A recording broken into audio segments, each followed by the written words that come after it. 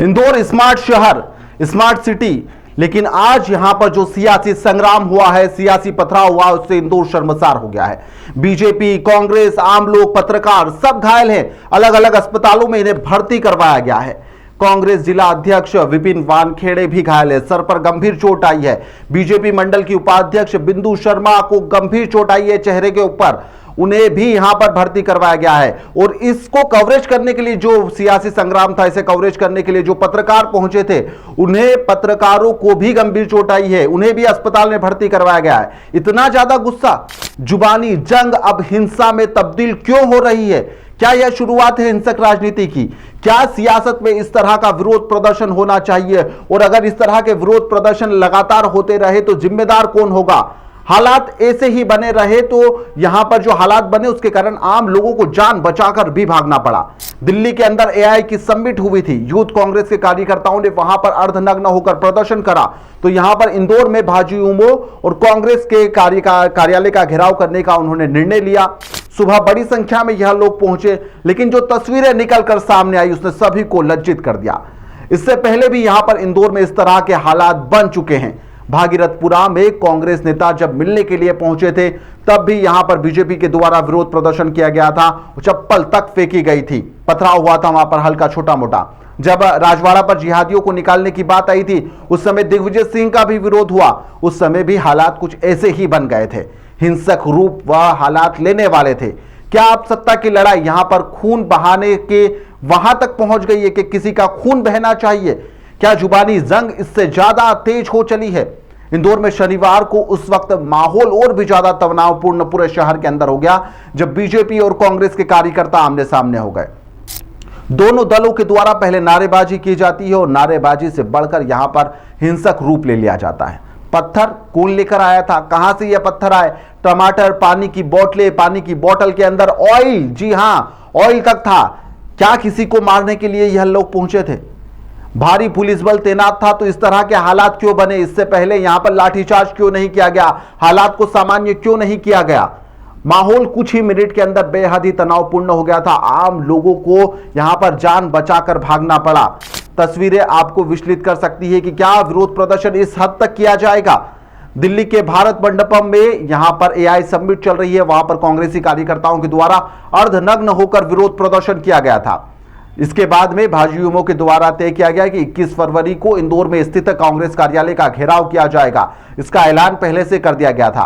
पत्रकारों को और सभी को सूचना थी, तो कांग्रेस ने भी अपनी कमर पहले से ही कस ली थी। यहां पर गांधी भवन के आसपास बैरिकेडिंग पहले से ही लगवा दी गई थी।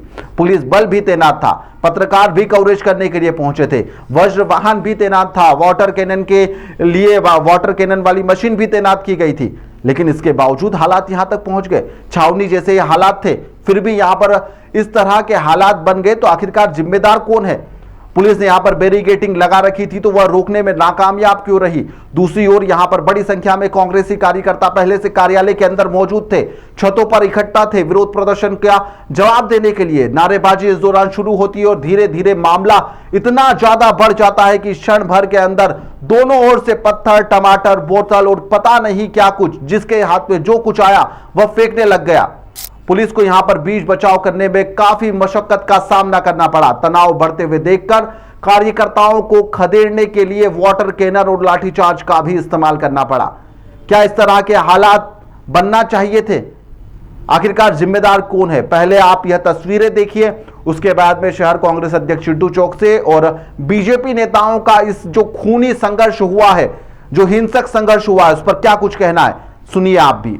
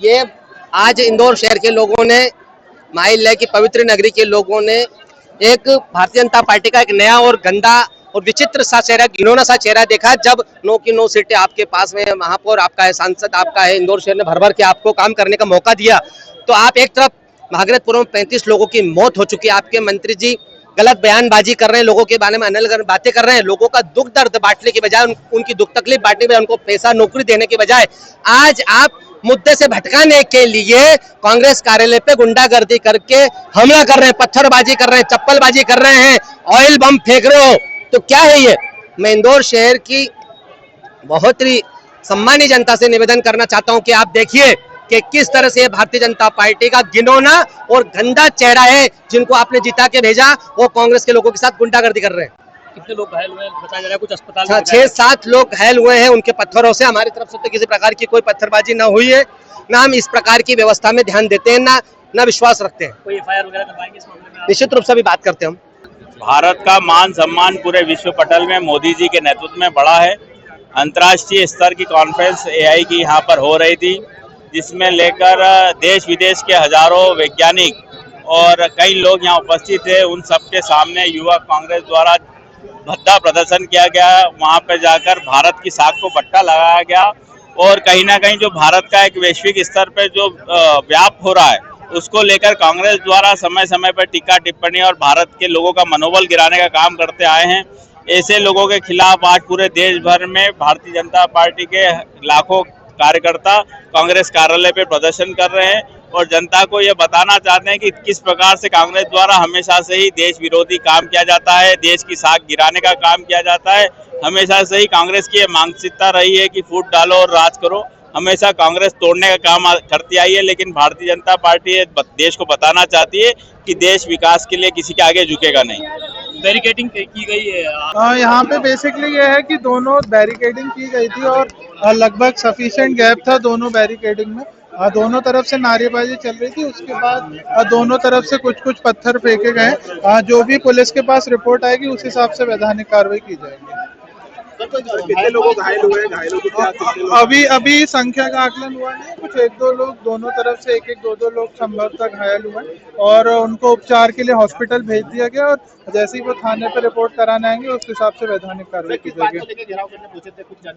ये अभी उस चीज की जानकारी नहीं है। वो जो भी घेराव था वो मतलब दोनों तरफ से कार्यकर्ता इकट्ठे हुए थे और उसी में पत्थर चले और इसलिए। सर, इसमें बड़ी बात ये है कि दोनों पार्टियों ने पहले से पुलिस को सूचित किया था कि इस प्रकार का प्रदर्शन होने वाला है। आज सुबह को सूचना मिली थी कि इस टाइप का घेराव होगा और उस हिसाब से पुलिस ने अपनी पूरी व्यवस्था लगाई थी। जैसा कि आप देख सकते हैं कि पूरी प्रॉपर बैरिकेडिंग भी की गई थी रोड पे और वो है कि दूर से जो है कुछ पत्थर फेंके गए जिसके कारण ये। आखिरकार इस तरह से हालात जो उत्पन्न हुए उसका जिम्मेदार कौन है और क्या जिम्मेदारों के ऊपर कार्रवाई होगी? क्या यह खून बहा है? यह पहली बार जो खून बहा है, क्या इस तरह के हालात दोबारा पैदा होंगे? और अगर दोबारा पैदा नहीं करना है तो इसको लेकर क्या दोनों ही दल के वरिष्ठ नेता आमने सामने बैठकर क्या तय करेंगे कि इस तरह का विरोध प्रदर्शन आगे ना हो? और अगर इस तरह का विरोध प्रदर्शन आम होने लगा तो फिर हो गया, फिर कर ली आप लोगों ने राजनीति। जुबानी जंग से बढ़कर जो हिंसक रूप आप लोग ले रहे हैं युवा कार्यकर्ता, यह राजनीति के लिए कतई भी ठीक नहीं है। इससे जो संदेश आगे जाएगा या अन्य राज्य या अन्य शहरों तक जाएगा वह ठीक नहीं होगा। इस पर ब्रेक लगना चाहिए। इस तरह के हिंसक विरोध नहीं होना चाहिए। फिलहाल के लिए इस खबर में इतना ही। आप लोगों की इस खबर पर क्या कुछ राय है हमें कमेंट में जरूर बताइएगा।